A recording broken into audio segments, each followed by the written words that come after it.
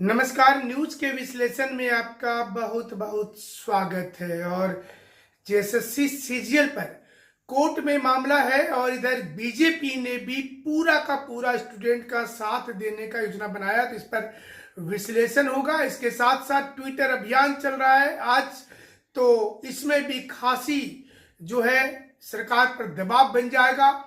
तीसरा होगा कि एक महिला ने कल्पना सोरेन के सभा में तो बचाने वाला भी ज्यादा मत हो, तो आपको लगता है कि इसको हम लोग लाएंगे तो हमारे बच्चे लोग का भविष्य रहेगा नहीं रहेगा, कल जाके हमारे बच्चे लोग भारी चर्चा हो गई है।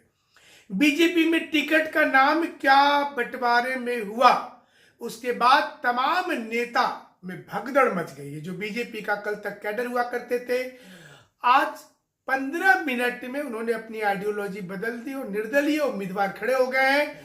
जेएमएम को इसी मौके का ताक था और वो अब चाह रही है कि चुनाव इसी का फायदा उठाकर जीत जाएगी। रस्साकसी चल रहा है। स्टूडेंट ग्रुप ने ये बोला है कि बीजेपी को ये बताना होगा कि अगर उसकी सरकार बनती है तो कितने दिनों के अंदर वो रद्द करवा देगी परीक्षा को। ये बहुत इंपॉर्टेंट है।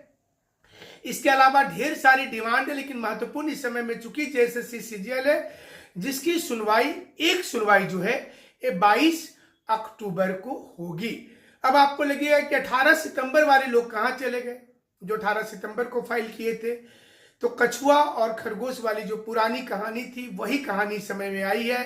18 सितंबर वाले को डेट मिलने में पिछड़ गए वो, और जो बाद में आए थे, जो 3 अक्टूबर को फाइल हुआ, 18 अक्टूबर को उन्हें जो ऑब्जेक्शन लिस्ट था वो क्लियरिटी हुई और पहली सुनवाई उनको 22 अक्टूबर को मिल गई। तो ये एक बेहतर चीज है। और शिक्षक लोगों ने जिन्होंने इसे आवेदन दिया था, उनकी ये अच्छी स्ट्रेटजी रही और पुराने ग्रुप से उन्होंने पीआईएल में बढ़त बना लिया और पहले डेट लेकर के ये बता दिया कि कोर्ट में भी बेहतर रणनीति ही काम करती है।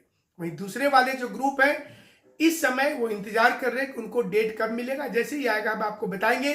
जो भी टीम अच्छा काम करेगी, हम उसके लिए दिल खोल करके खड़े रहेंगे, क्योंकि स्टूडेंट की जीतने की बात है। तो चलिए, उधर ट्विटर अभियान चल रहा है। ट्विटर अभियान एक महीने में 3-3, 4-4 बार चल रहा है। सरकार पर दबाव पड़ रहा है। जेएमएम के लिए मुश्किल कम नहीं हो रही। जेएमएम बीच में फर्जी स्टूडेंट लाई उसके बाद अचानक से एक दिन रात को जेएसएससी सीजीएल एग्जाम ट्रेंड करने लगा। लोगों ने जांच किया तो पता चला कि सरकार के ही आईटी सेल ने इसे ट्रेंड करवा दिया कि रिजल्ट जारी कर दो। पता चला कि जो लोग कमेंट उस पर लिख रहे हैं, जो लोग उसमें ट्वीट कर रहे हैं, वो सारे लोग तो भारत के भी नहीं है, अधिकांश लोग बाहर के हैं। तो फिर फर्जी का खुलासा हो गया। ऐसे में सच वाला जो ट्रेंडिंग होता है, इस पर सरकार को सोचना चाहिए। आज स्टूडेंट की ओर से फिर से एक बार जो सीजीएल एग्जाम है उसको रद्द करने को लेकर, रिजल्ट स्टॉप करने को लेकर एक हैशटैग चलाया जा रहा है और इसमें कोशिश की जा रही है कि सरकार इस बार उनकी बात को मान जाए। जेएमएम के लिए बहुत कुछ नहीं बिगड़ा है। अगर सुप्रियो भट्टाचार्य जी एक सम्मेलन कर दें, प्रेस कॉन्फ्रेंस इसको कहते हैं, और उसमें बोल दें कि ठीक है, हम आपकी बात मान ले रहे हैं, होल्ड कर देते हैं, चलिए, तो जो डैमेज है वो कंट्रोल हो सकता है। क्योंकि इस समय युवा को तलाश है एक बेहतर नेतृत्व का, और वो उन्हें जिस पार्टी में नजर आएगा वो उधर शिफ्ट हो जाएंगे। एक महिला का एक भाषण जोर शोर से वायरल हो गया है। उस महिला ने कहते कहते लड़कों के लिए ऐसे ऐसे शब्द का प्रयोग कर दिया जिससे कि युवा नाराज हो गए। उन्होंने कहा कि जेएलकेएम पार्टी में सिर्फ लड़का ही लड़का रहता है और लड़के क्या होते हैं। तो थोड़ा बहुत शब्द तो लोग समझ ही जाते हैं, लेकिन जब कोई शब्दों की मर्यादा को भूल जाता है। आप चैनल पर इस महिला को देख रहे हैं। ये महिला दावा कर रही है कि इन्होंने जो कहा है वो सच कहा है।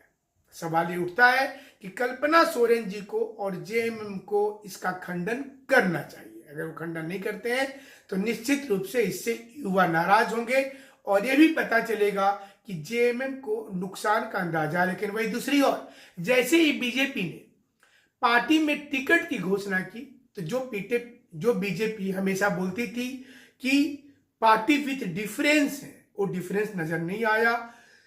लोग इस्तीफा देने की झड़ी लगा दिए, लगातार आजसू भी देना शुरू कर दिया, बीजेपी देने लगे। और जो लोग बीजेपी के टिकट पर चुनाव जीत रहे थे, विधायक थे या उम्मीदवार थे, सारे लोगों ने इस्तीफा दे दिया। इस्तीफा देकर एक एक क्षेत्र में 3-3, 4-4 कद्दावर नेता दे रहे हैं। आप जमशेदपुर की बात कर लीजिए तो विकास सिंह निर्दलीय चुनाव लड़ रहे हैं, जो सरयू राय को फाइट करेंगे, बन्ना गुप्ता को करेंगे, बीजेपी के कद्दावर नेता थे। इस समय मेनका सरदार पुटका से वो इस्तीफा दे दी, 3-3 बार विधायक रही है बीजेपी से, वो निर्दलीय लड़ रही है। मीरा मुंडा को चूंकि वहां टिकट मिल गया है। उसी प्रकार से सरेकेला में गणेश महाली को टिकट नहीं मिला, वो खरसवा से उम्मीद लगाए बैठे थे, वहां भी नहीं मिला, उन्होंने भी निर्दलीय की घोषणा कर दी। ढेर सारे, अमित महतो सिल्ली में फिर जेएमएम में आ गए। बहुत सारे ऐसे बीजेपी के नेता हैं जो इस समय पार्टी छोड़ दे रहे हैं। इससे पार्टी को झटका लग रहा है, और अगर वो निर्दलीय की भूमिका में रहते हैं तो बीजेपी का वोट काटेंगे। और उस समय में जेएमएम इसी ताकी फिराक में थी। इसे देखते हुए जेएमएम ने भी ट्वीट करके पूरा मजा लिया। जेएमएम ने लिखा, जो पार्टी हमेशा शिबू सोरेन जी, हेमंत सोरेन जी, कल्पना सोरेन जी, बसंत सोरेन जी, जिसने हमेशा पिता, पुत्र, भाभी, पत्नी और भाई का जिक्र किया, परिवारवाद का जिक्र किया, क्या उस पार्टी में परिवारवाद नहीं है? डुल्लू महतो के भाई को टिकट देना, अर्जुन मुंडा की पत्नी को टिकट देना, रघुवर दास की बहू को टिकट देना, ऐसे 17-18 एग्जाम्पल सेट कर दिया। और जेएमएम अब सवाल पूछ रही है कि पार्टी विद द डिफरेंस का क्या हुआ? परिवारवाद हर पार्टी में है, इसलिए बीजेपी को अब सोच समझकर बयान देना, बीजेपी को थोड़ा सा संभल कर बोलना होगा, क्योंकि उनकी अब सोशल मीडिया का जमाना है, चीजें तुरंत आ जाती हैं। और ऐसे में बीजेपी के लिए भारी दिक्कत हो रहा है कि वो अब जब अपने पार्टी में ही जो बढ़ावा दे रहा है परिवारवाद को, जो दिख रहा है, तो उसको कैसे काउंटर किया जाए। बीजेपी युवाओं के लिए जानी जा रही है, बीजेपी युवाओं को हर प्रकार का भरोसा दे रही है। चुनाव आयोग को वो चिट्ठी लिख रही है। जब आंदोलन हो रहा था 30 तारीख को, तो भारतीय जनता युवा मोर्चा के वरिष्ठ नेता भी वहां पहुंचे थे, उनके अध्यक्ष वहां पर पहुंचे थे। तो इससे पता चल रहा है कि युवाओं के साथ बीजेपी खुलकर खड़ी है।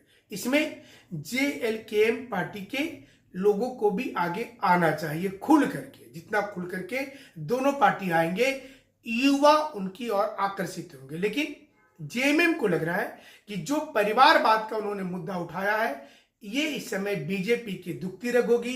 16-17 उदाहरण देके उन्होंने बता दिया है कि बीजेपी जो हमेशा दूसरी पार्टी की बारे में बात करती है, अपने बारे में भी बात थोड़ा सा कर ले तो बेहतर होगा। ऐसे में सवाल ये उठ ही जाता है कि क्या भारतीय जनता पार्टी आने वाले समय में कोई सुधार कर पाएगी, या फिर अंदरूनी कलह से, अंदरूनी झगड़ा से इसका फायदा जेएमएम ले लेगी। कहीं ऐसा ना हो कि हरियाणा में जिस प्रकार से जीती हुई बाजी को कांग्रेस हार गई थी, क्या जीती हुई बाजी को बीजेपी यहां पर खो देगी, गवा देगी? तो बीजेपी के लिए सबसे बड़ी चुनौती क्या है इस समय में? उनके जो बागी लोग हो चुके हैं, हर क्षेत्र में 2-3 बागी हैं। कोई लोग नाराज है कि कमलेश सिंह को पार्टी में क्यों ले लिए, कोई नाराज है मधु कोड़ा के क्यों ले लिए, उनकी पत्नी गीता कोड़ा को आप क्यों ले आए, उनके ऊपर तो बहुत सारे आरोप थे। ऐसे कई आरोप हैं। कोई बोल रहा है कि चंपई सोरेन के बेटे को आपने घाटशिला से टिकट क्यों दे दिया। ऐसे आरोप जब बीजेपी पे लगने लगेगा तो बीजेपी को जवाब देने में दिक्कत होगा। बीजेपी को सबसे पहले बागी को संभालने की दिक्कत है। उनके पास बरहेट वाले जहां से हेमंत सोरेन जी लड़ रहे हैं, उनको कैंडिडेट नहीं मिल रहा है। लुइस मारेंडी ने कहा है कि वो चुनाव नहीं लड़ना चाहती हैं, क्योंकि उनको जानबूझ करके हराने के लिए वहां भेजा जा रहा है। ऐसे बहुत सारे उदाहरण है। तो सीता, देखिए, ऑब्वियस हम लोग तो पहले मान के चल रहे थे कि सीता सोरेन जी को लड़ाएंगे ये लोग, क्योंकि इनके पास उम्मीदवार नहीं है। सीता सोरेन जी को थोपा गया है वहां, वो खुद नहीं चाह रही थी वहां लड़े, जो जानकारी मुझे मिला है, लेकिन जबरन उनको थोप दिया गया। वो चाह रही थी कि उनकी बेटी को जो जामा सीट दे दिया जाए, लेकिन भाजपा ने फिर से वहां गद्दारी किया। सच्चाई यही है, सीता सोरेन जी का कोई प्रभाव नहीं पड़ेगा, कुछ नहीं है। वो अब लोकसभा में बहुत बुरी तरह से हारी हैं, और हराने वाला कौन? चंपई सोरेन जी। तो आप देख सकते हैं कि गुरु जी के परिवार के साथ जिसने गद्दारी किया वो सर्वाइव नहीं कर पाया। आज अगर दुर्गा सोरेन होते तो सीता सोरेन जी नहीं होते। सीता सोरेन जी ने उस परिवार के साथ धोखा दिया, गद्दारी की।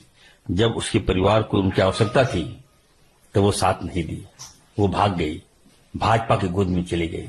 एक अच्छी बात नहीं है। भारतीय नारी की संस्कार हमसे पूछे कोई, कल मेरी मृत्यु हो जाए तो मेरी पत्नी भाग जाएगी, उस परिवार में क्या बीतेगा, मैं पूछना चाहता हूं। मैं भाजपा के नेताओं से पूछना चाहता हूं, कल मान लीजिए जो नेता है उनके वो मर जाए, उनकी पत्नी क्या कांग्रेस में चली जाएगी, मैं ले लूंगा क्या? ऐसा हमारे संस्कार में नहीं है। नारियों का सम्मान करते हैं हम, भाभी है, रिश्ता में रिस्पेक्ट करूंगा मैं। लेकिन सीता सोरेन जी को कहूंगा, आप अपना देखिए, बीजेपी ने आपका राजनीतिक अस्तित्व खत्म कर दिया। जनता का दिन रात मैं काम करता हूं, 2 बजे रात को उठती है, 2 दिन में उठती हैं, 1 घंटा काम करती हैं, एरिया में नहीं जाती है, फोन भी नहीं उठाती, ये सारा लोग देख चुका है। तो जामताड़ा की जनता इनको बर्दाश्त नहीं करेगी। जामताड़ा की जनता इरफान अंसारी पे दांव खिला है। वहां इरफान अंसारी ने, हमने काम किया है, सबको लेके हम चलते हैं, कोई भेदभाव नहीं है। आदिवासियों में सबसे प्यारा नेता इरफान अंसारी है, दलित का भी मैं प्यारे ना, ओबीसी, ब्राह्मण, अपर कास्ट का भी मैं प्यारा नेता हूं। तो कहीं कोई दांव नहीं है। इरफान अंसारी जो मेरा रेशियो था, निश्चित तौर पर आप देखिएगा, हम उसको बढ़ाने का काम करेंगे। पार्टी का जो विश्वास है उस पर हम बहुत खरा उतरने का काम करेंगे। शिबू सोरेन की बहू है, इतनी बड़ी चुनौती है।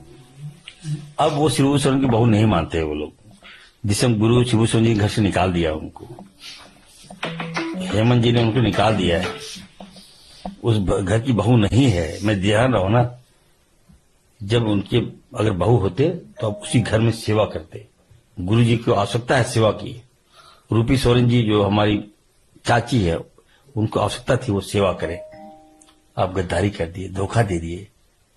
हेमंत जी जेल में थे, बताइए साहब, सारा देश, सारा हम लोग, सारे लोग लगे हेमंत जी को छुड़ाने के लिए, और अब भाजपा के साथ उनका खिलाफ किए। सोचिए, क्या हेमंत सोरेन माफ करेंगे? क्या गुरुजी परिवार को माफ करेगा? मैं बधाई दूंगा, कम से कम कल्पना